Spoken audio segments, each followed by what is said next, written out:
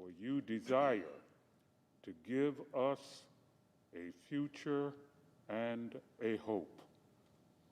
Today, give our senators the power to do your will as they realize more fully that they are servants of heaven and stewards of your mysteries. Lord, inspire them to seek your best for our nation, repeatedly requesting your guidance and following your leading. May they help people maximize possibilities for your glory. We pray in your sacred name. Amen. Will you please join me in the Pledge of Allegiance? I pledge allegiance to the flag of the United States of America and to the republic for which it stands, one nation under God, indivisible, with liberty and justice for all.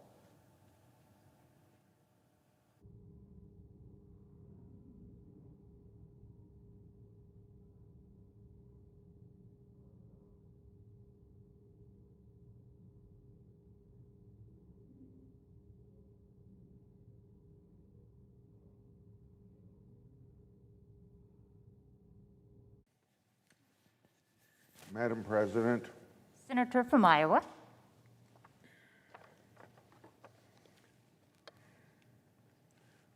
I ask for 1 minute in morning business. Without objection. We're getting perhaps close to a new presidency, and so there's a lot of talk about how the Senate might handle new cabinet people. Democrats are always lecturing Republican senators about approving future Biden cabinet nominees, even if we don't agree with them. Now that's pretty darn rich. In other words, they're saying something like this: don't follow our example from the past 4 years. Or another way to put that is, don't treat Biden nominees to the cabinet like we treated Trump nominees to the cabinet. So they seem to want two sets of rules for Republican and Democrat cabinet nominees, just like they want with judicial nominees. President Obama had 6 cabinet secretaries approved by the Senate on his inauguration day without even needing a roll call vote, so that President Obama could hit the ground running. President Trump had none by voice vote, and only 2 were approved by roll call votes before the nominee was, or before the president took over. Trump cabinet and sub-cabinet nominees, even ones that have been easily confirmed in previous Republican administrations, faced obstruction and partisan nay votes. Many Democrat senators who aspired to be president voted against virtually every single Trump nominee, no matter how well qualified. Now, my position has always been that a president should have the ability to choose his own cabinet people that he gets along with and who agree with him on policy, provided, of course, that they're qualified and will follow the law. And that's the way it should be. It is how I have approached nominees to date. But can Senate Republicans be sure that if we employ that standard, Democrats will play fair with the next Republican president? I don't want retaliation for its own sake, but the threat of holding Democrat senators to their own standards has been our only means of deterrence of obstruction. I want to hear from Democrats why we should not now adopt their standards and vote down nominees based on politics. I yield the floor. I suggest the absence of a quorum. Clerk will call the roll. Mr. Alexander.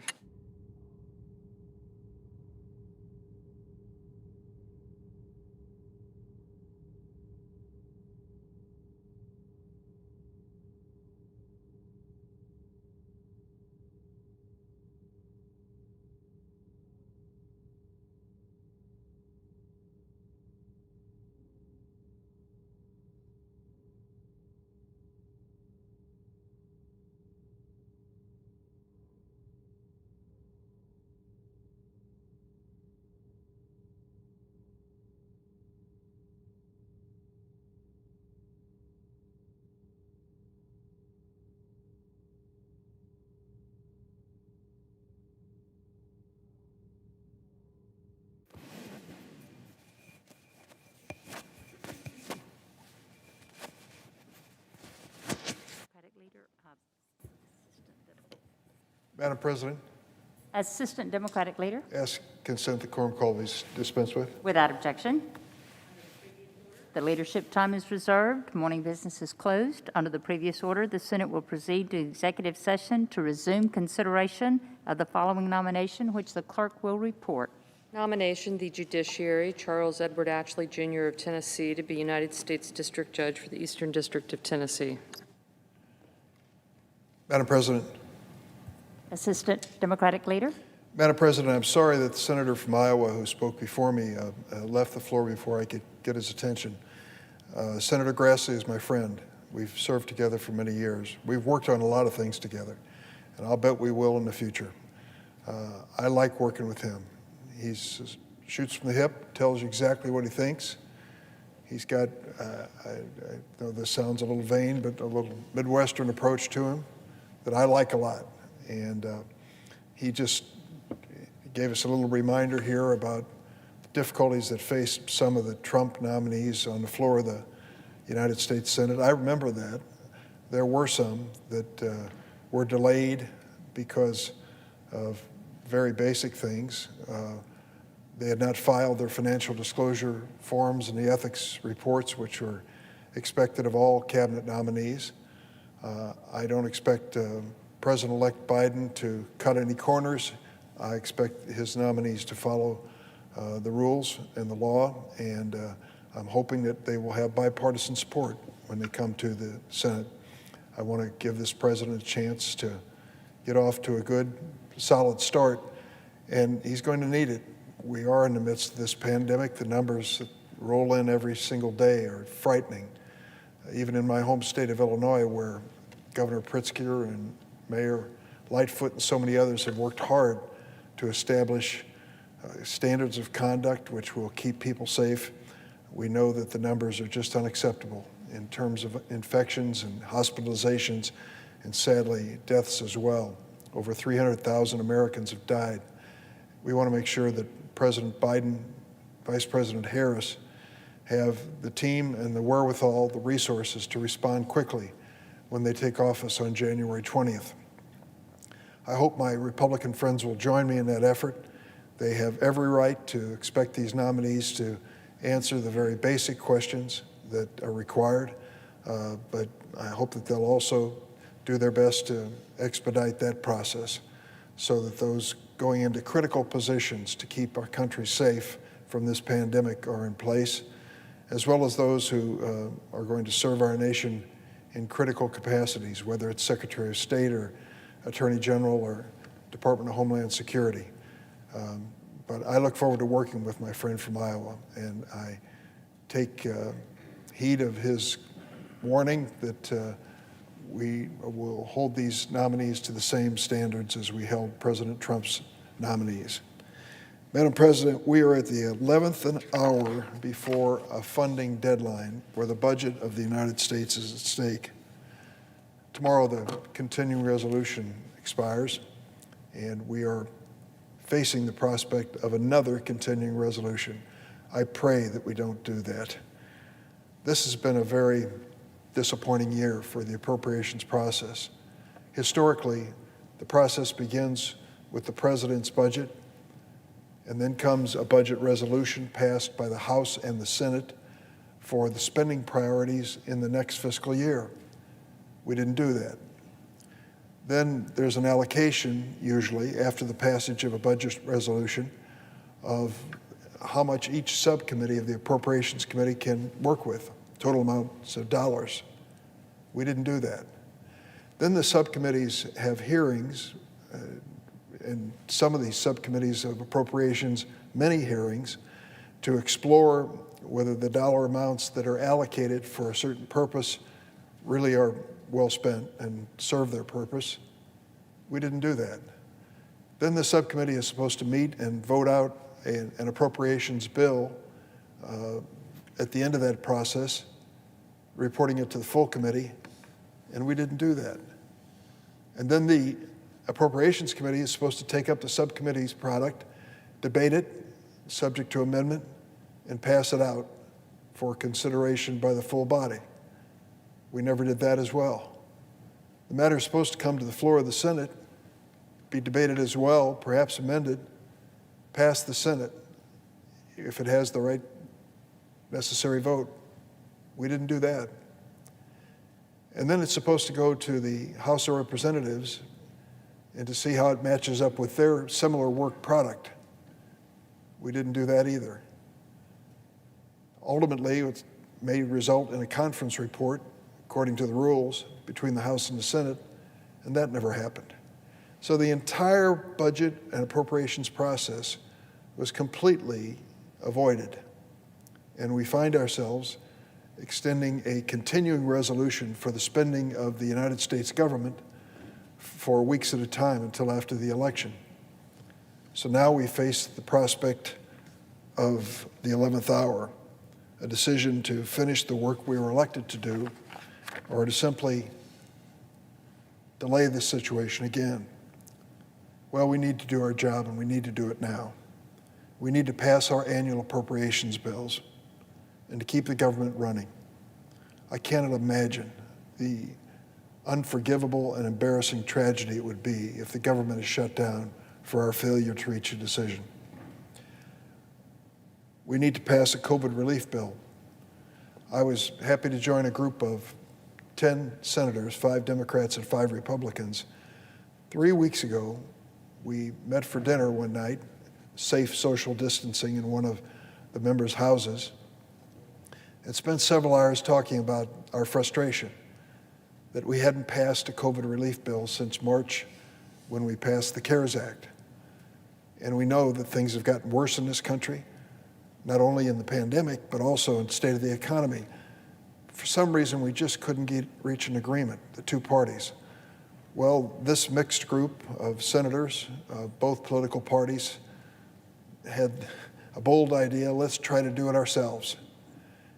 So we sat down, and in the course of 3 weeks, I cannot tell you how many hours we spent on the phone, Zoom calls, other conference calls. Calls were even taking place on Thanksgiving Day, talking about what a COVID relief bill might look like. And some of the items we debated long and hard, most of them we agreed on. This last Tuesday, this week, we reported our bill to the United States Senate, to the floor of the Senate, and to the leaders. And we didn't just give them a memo with concepts, we gave them an actual bill that could be introduced today. The bill itself is significant in that it has $748 billion in spending. The areas of spending are fairly predictable. Extending unemployment insurance benefits with $300 a week federal supplement. $300 billion for business loans for those that are struggling to survive. An additional $13 billion for the food stamp program, now known as SNAP, so that people who are relying on that, perhaps in the midst of unemployment, will have enough to eat. $13 billion for our farmers, $25 billion for emergency rental assistance to avoid evictions, $34 billion to hospitals, clinics for help as well. A portion of that set aside for rural hospitals, $16 billion for testing and tracing and the logistics of delivering the vaccine across America, $12 billion for a CDFI project for minority businesses, $5 billion for additional help with mental health counseling, and we know that this pandemic and the economy have taken their toll on the mental health of America. $82 billion for education, $20 billion of that for higher education. School districts and schools, universities too, have spent a lot of money because of COVID-19, and we want to help them get back on their feet. $10 billion for child care, a critical element for many families. If they can't find child care, many people can't go back to work. We want to give them help. $10 billion for broadband. Expanding broadband became critically important when kids relied on it to continue their education and remote learning. $45 billion for transportation, everything from the airline industry to Amtrak to transit to buses. They've all been hit hard, and we need them to come back with our economy. $10 billion for our Postal Service, and boy, have they worked hard during this pandemic to keep up with the demands. And extensions of opportunities to use CARES money into the next fiscal year, next calendar year, I should say. And there were more. We reached agreement on all of these and came up with a bill that we presented to the leadership on both the House and the Senate, both parties. The good news is they didn't ignore it. They embraced it and started their own negotiations at the very highest levels of leadership in the Congress. Fingers crossed, we may come up with a bill today, COVID relief bill. So from the time of our press conference on Tuesday to the delivery of a product as soon as today is an amazing accomplishment when you consider all the time that we've spent waiting in hopes that we could find that solution.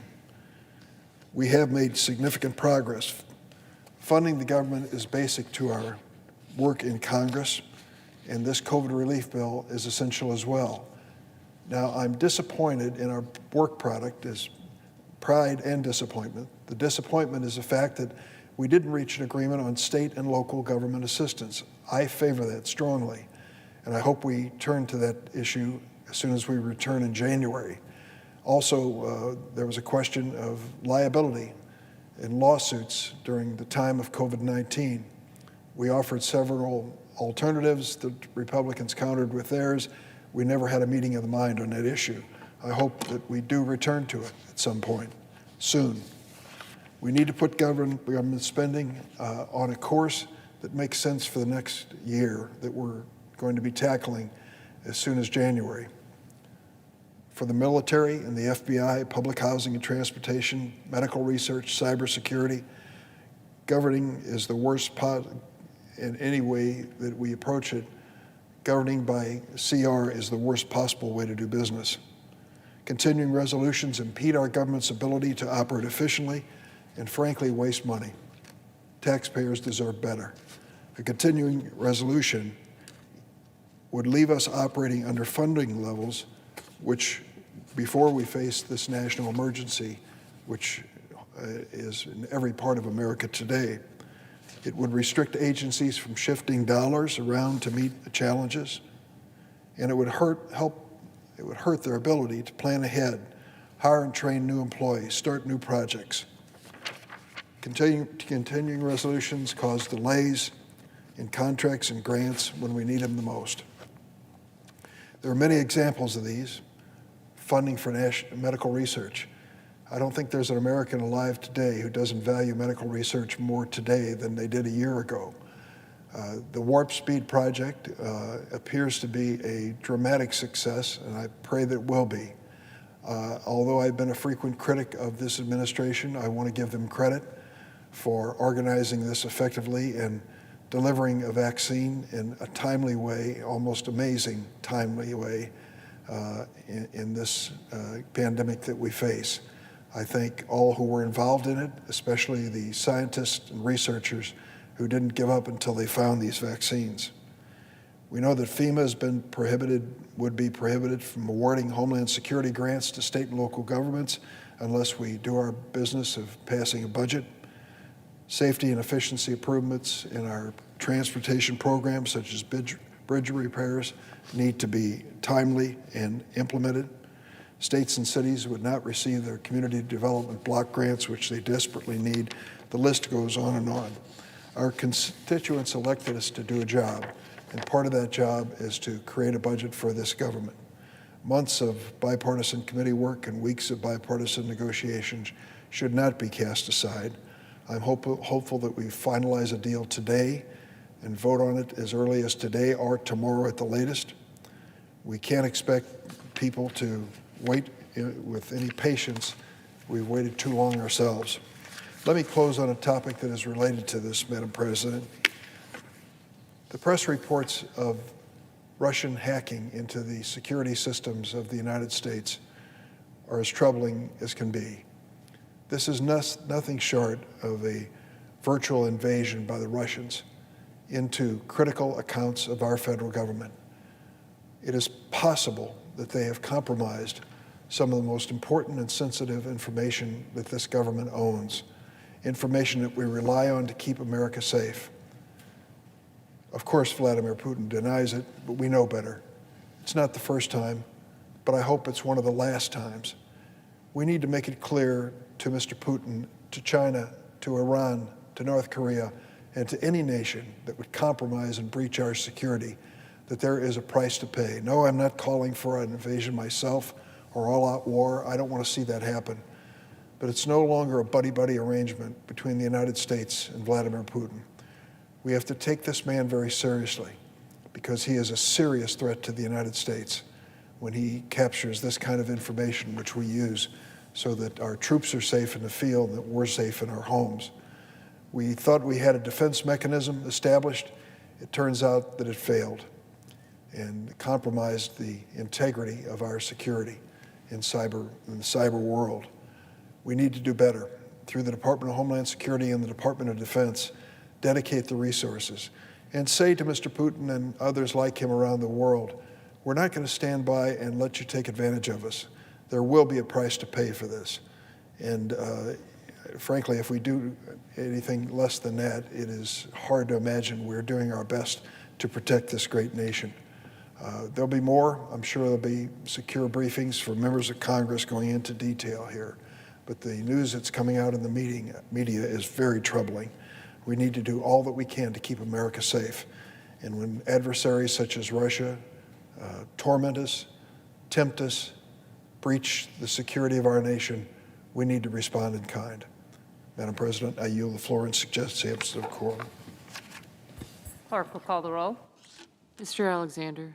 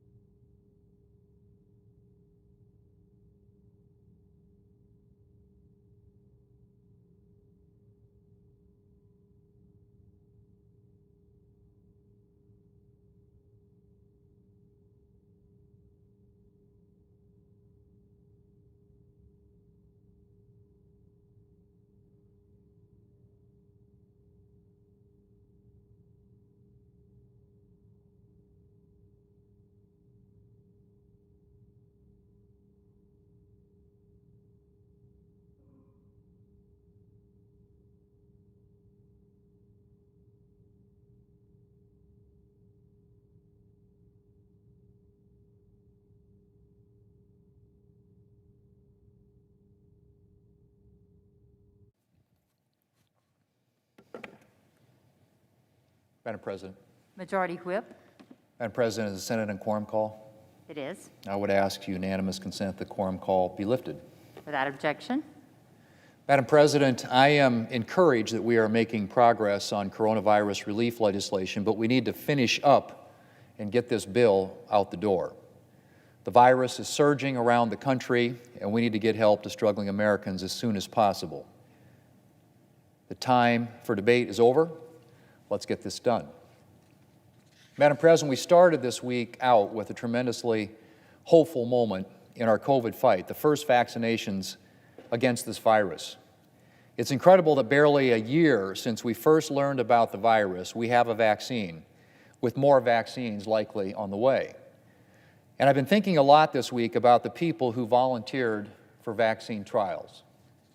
We've gained a new appreciation this year for a lot of people whose work we might have taken for granted in the past.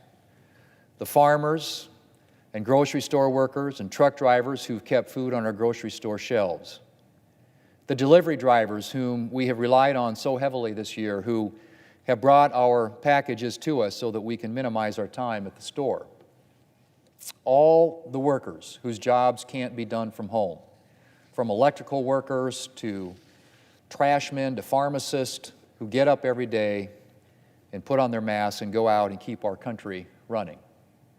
And of course, our nation's medical professionals who have faced down this virus with courage and determination and with great compassion.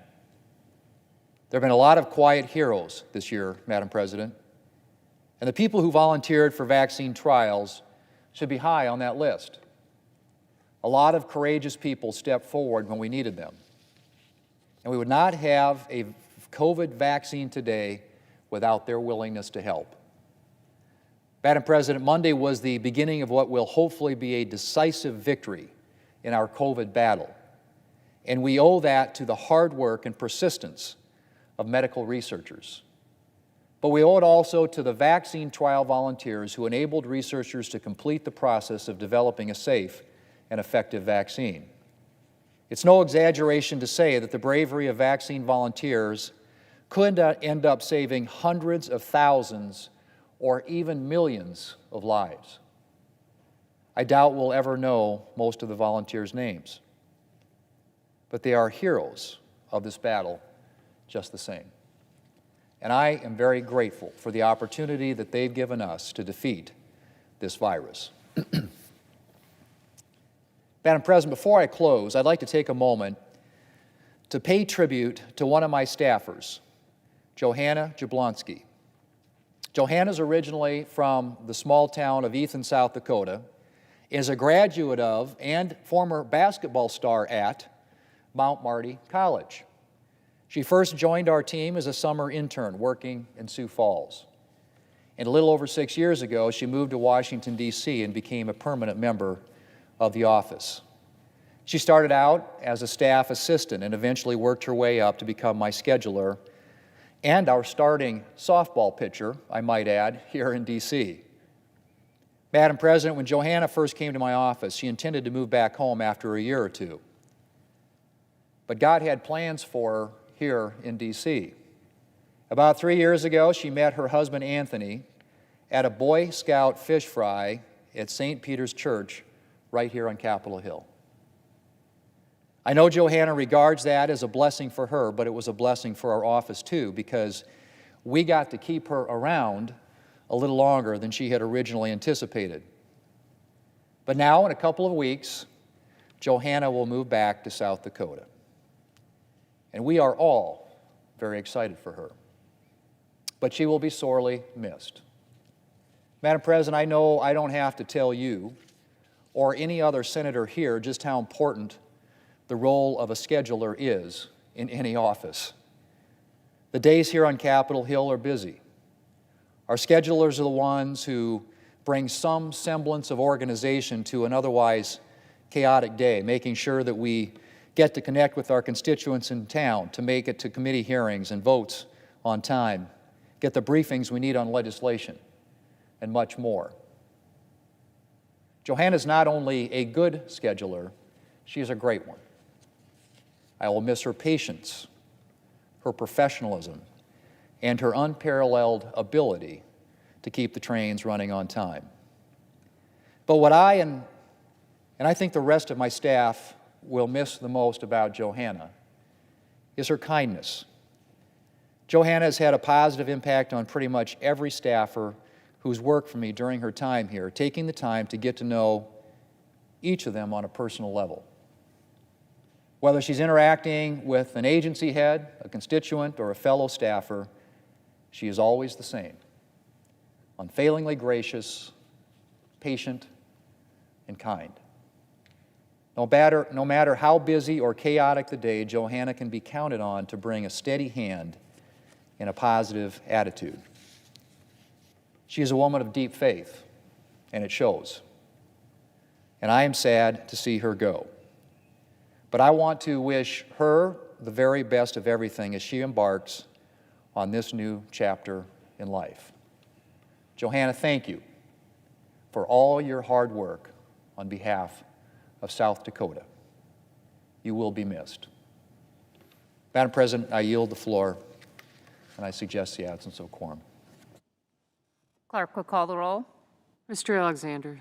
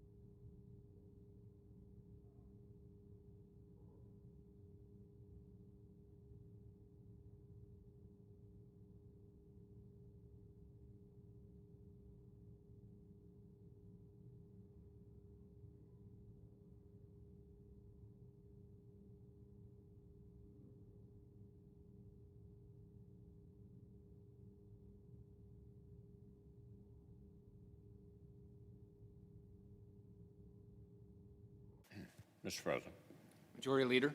I ask consent that further proceedings on the quorum call be dispensed with. Without objection. Well, we in Congress are no strangers to December funding deadlines or the occasional pre-Christmas cliffhanger. In that respect, the situation we face now is familiar. Funding for the federal government is hanging in the balance. In the next few days, Congress will either succeed or fail at providing secure and stable funding for our military commanders, our federal departments, and key investments for our future. Fortunately, our colleagues on the Appropriations Committee and their House counterparts have been on the case. Bipartisan, bicameral committee work has full-year government funding legislation on the 1-yard line. I'm optimistic that if we can close out our other parallel business, we should be able to fund the government and move forward together. But that brings me to the way in which this year is unlike anything we've seen before. It's been more than 9 months since our nation began to feel the full force of the COVID-19 pandemic. The American people have done what Americans do when crises come knocking. Essential workers have kept our nation running. Healthcare professionals have worked day and night to care for strangers.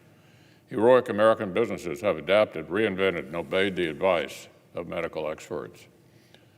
Now we can see the light at the end of the tunnel, Mr. President. Operation Warp Speed has given us safe and effective vaccines in record time, but the American people need another bridge to those better days that are not so far off. The country needs Congress to come through with another targeted rescue package. They've waited months. They've waited and suffered, and some have died while needless political games have played out. The American people wait for more emergency assistance ought to be over. For months, I've called for a targeted bipartisan package that would put hundreds of billions of dollars into payroll support, testing, vaccine distribution, extended unemployment aid, safe schools, and other essential priorities. So I'm encouraged that our Democratic colleagues have now embraced this framework that's been the right solution for our country all this time, and a bipartisan, bicameral agreement appears to be close at hand. The outline that I've been discussing with Democratic leader Speaker Pelosi and Leader McCarthy would get another huge dose of bipartisan support out the door as fast as possible. We've yet to nail down every detail, but in broad strokes, we've been discussing the targeted second round of job-saving Paycheck Protection Program that Republicans have sought since last summer. We're discussing many tens of billions of dollars for distributing vaccines, COVID testing, and equipping safe schools to get our kids' educations back on track. We're discussing extended important unemployment programs. At the particular urging of President Trump and Secretary Mnuchin, who have continued to be the champions of cash relief for American families, we're discussing more direct impact payments for individuals, plus the bonus for families with children. These are just some of the major pillars, and equally important, Mr. President, we're agreeing to be smart about financing these extraordinary policies.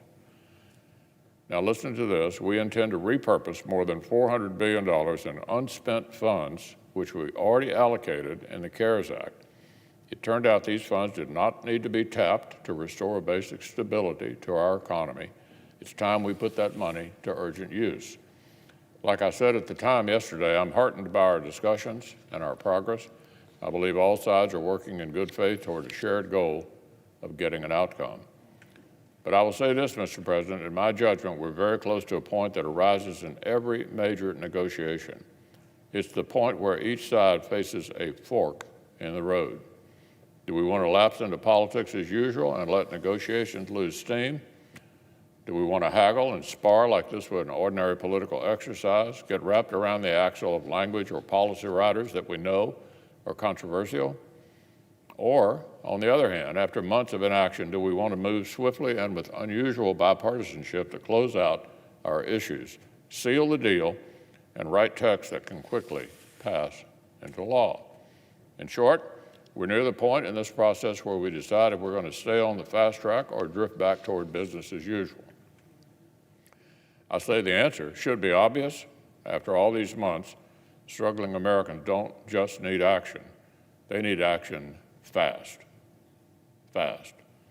So I continue to appreciate our productive discussions, but I hope we also remember just how urgent the situation is for millions and millions of our fellow citizens.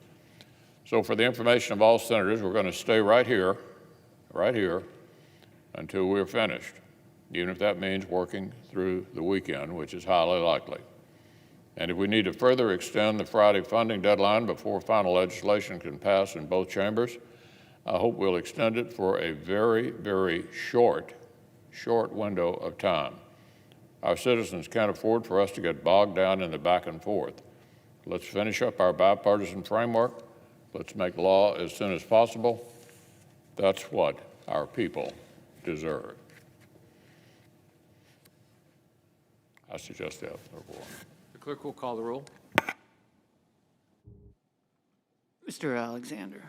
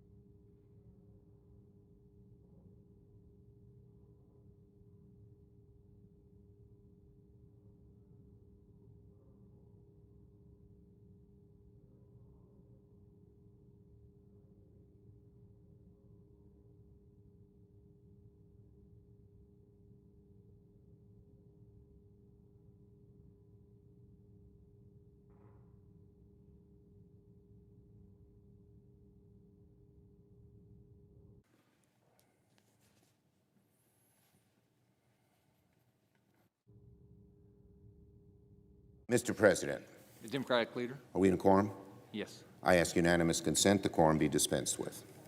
without objection. Now, Mr. President, we continue to move closer to a final agreement on an omnibus appropriations bill and a package of emergency federal aid to provide the country relief from the continued impact of the COVID-19 pandemic. Yesterday, House and Senate leadership worked well into the night. We resumed first thing this morning. While many, if not all, of the difficult topics are behind us, a few final issues must be hammered out. We're very close to an agreement, but the details really matter. When it comes to unemployment benefits, stimulus checks, aid to small businesses, and so much else, we have a responsibility to get this right. People's lives depend upon it. I will note that had the Republican majority joined in negotiations any time in the last 6 months as we had requested, we would not be in the unfortunate position of negotiating against the government funding deadline. Leader McConnell kept calling for a pause, and here we are. And I also note that we would have a much larger bill that met crucial needs of so many Americans if Republicans had not been so intransigent. But we're all eager to conclude our work and deliver the relief that the American people have been waiting for. Everyone wants to see this get done, and soon. It's not an easy feat or process. We're talking about providing relief to a country hurting from coast to coast, a country with tens of millions of unemployed workers and more slipping into poverty every day, a country with businesses of all sizes and varieties struggling in different ways, and more in danger of closing for good every week, a country that just yesterday suffered the worst day of the entire pandemic, the most cases, the most hospitalizations, the most deaths, more than 3,600 American lives.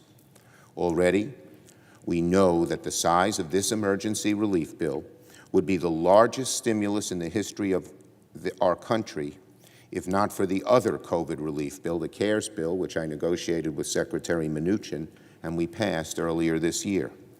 Let me say again, we are putting the final touches on what would be the largest stimulus in the history of the country, with the exception of the CARES Act, larger even than ARA, the stimulus bill Congress passed in the wake of the financial crisis in 2009.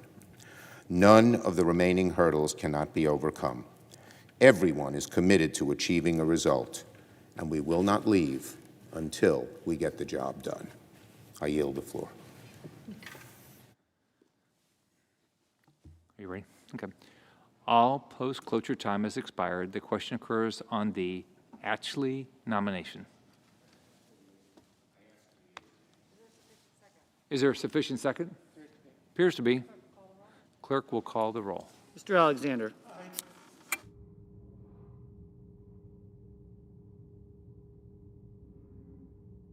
Ms. Baldwin.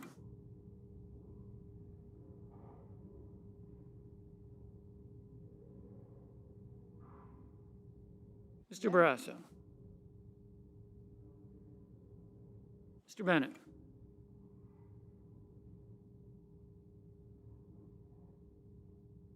Mrs. Blackburn.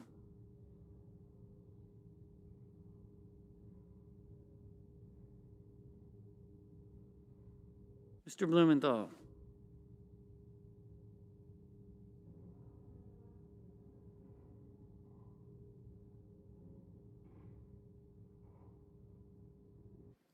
Mr. Blunt. Mr. Booker.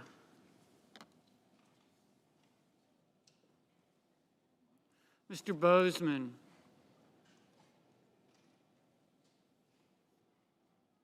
Mr. Braun.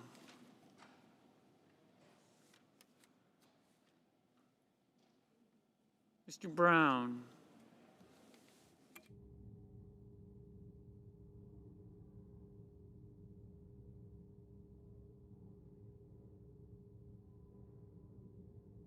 Mr. Burr. Ms. Cantwell.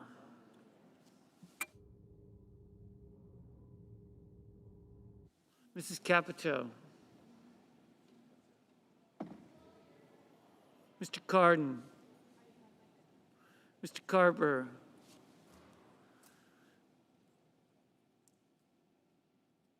Mr. Casey, Mr. Cassidy, Ms. Collins,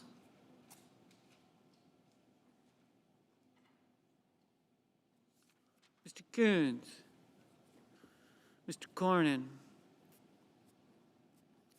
Ms. Cortez Masto,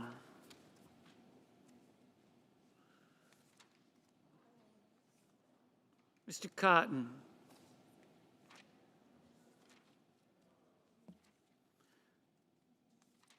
Mr. Kramer,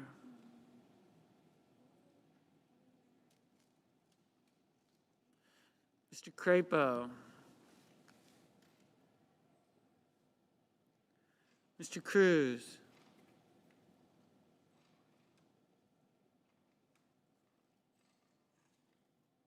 Mr. Daines,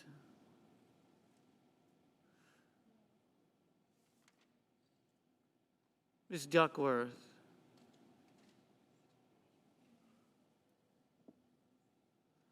Mr. Durbin, Mr. Enzi, Ms. Ernst,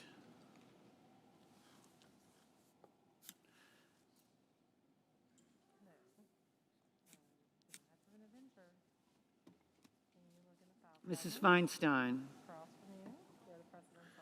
Mrs. Fisher,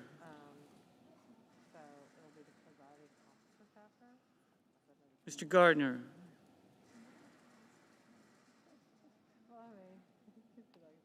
Mrs. Gillibrand, Mr. Graham, Mr. Grassley,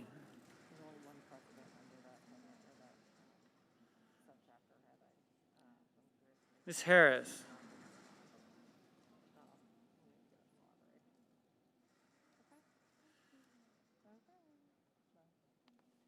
Ms. Hassan, Mr. Hawley, Mr. Heinrich, Ms. Hirono, Mr. Hoven, Mrs. Hyde-Smith, Mr. Inhofe, Mr. Johnson, Mr. Jones, Mr. Kane,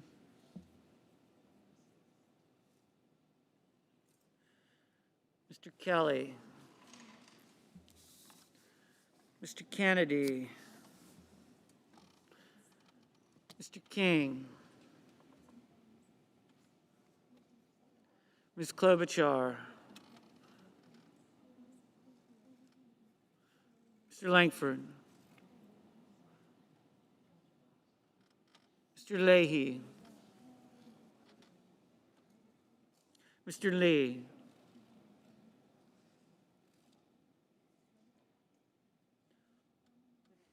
Mrs. Leffler,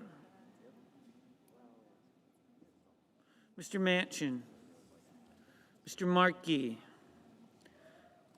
Mr. McConnell, Mr. Menendez, Mr. Merkley,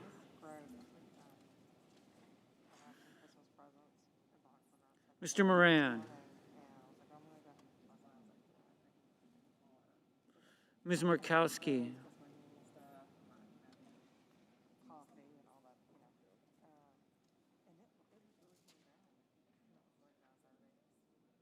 Mr. Murphy,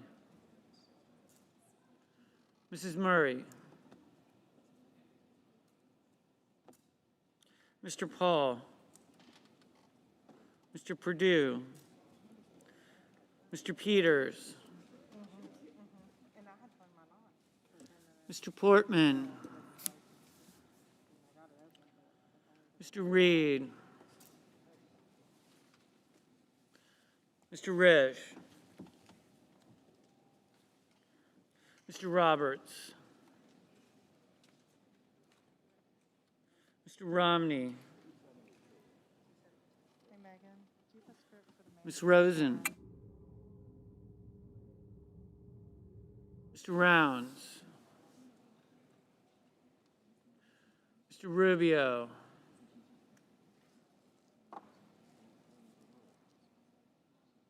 Mr. Sanders.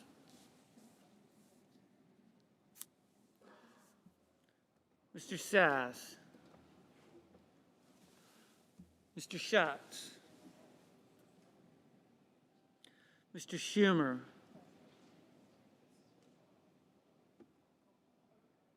Mr. Scott of Florida. Mr. Scott of South Carolina.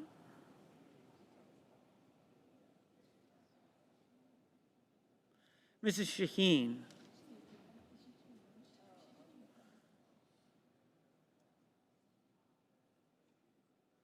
Mr. Shelby.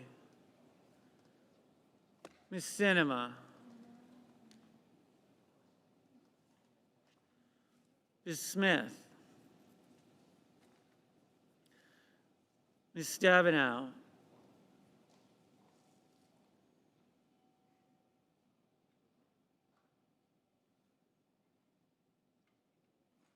Mr. Sullivan.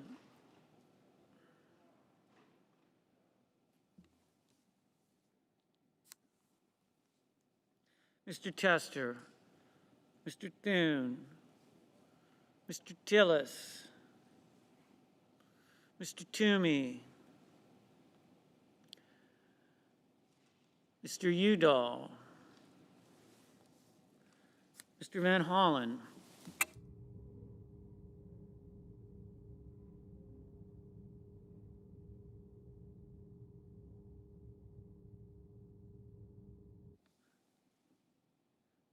Mr. Van Hollen. Mr. Warner. Ms. Warren.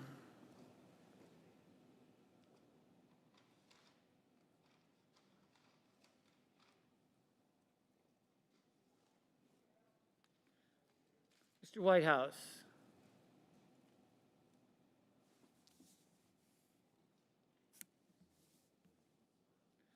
Mr. Wicker.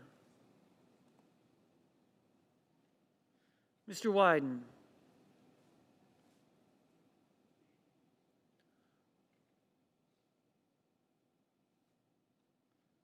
Mr. Young.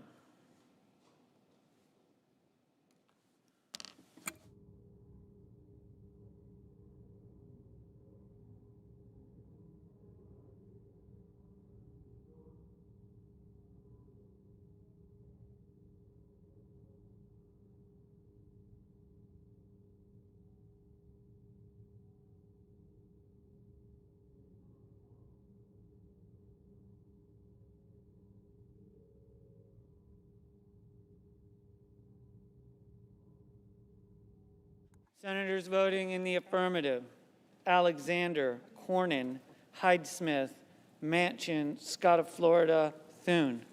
Senators voting in the negative: Cantwell, Cortez Masto, Duckworth, Durbin, Feinstein, Schumer, Smith, Udall, Warren.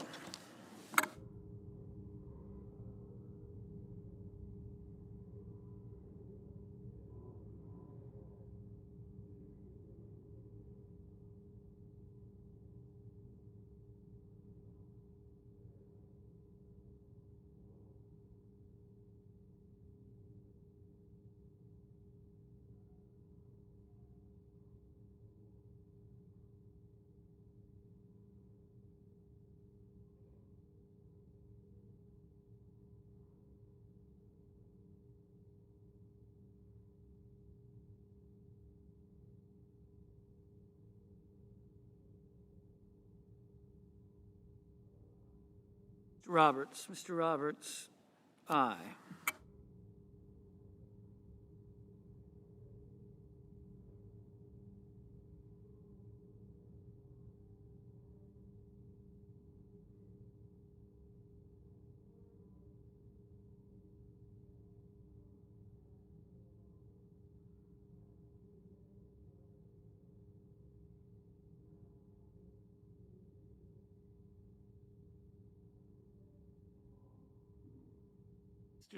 Mr. Leahy, no.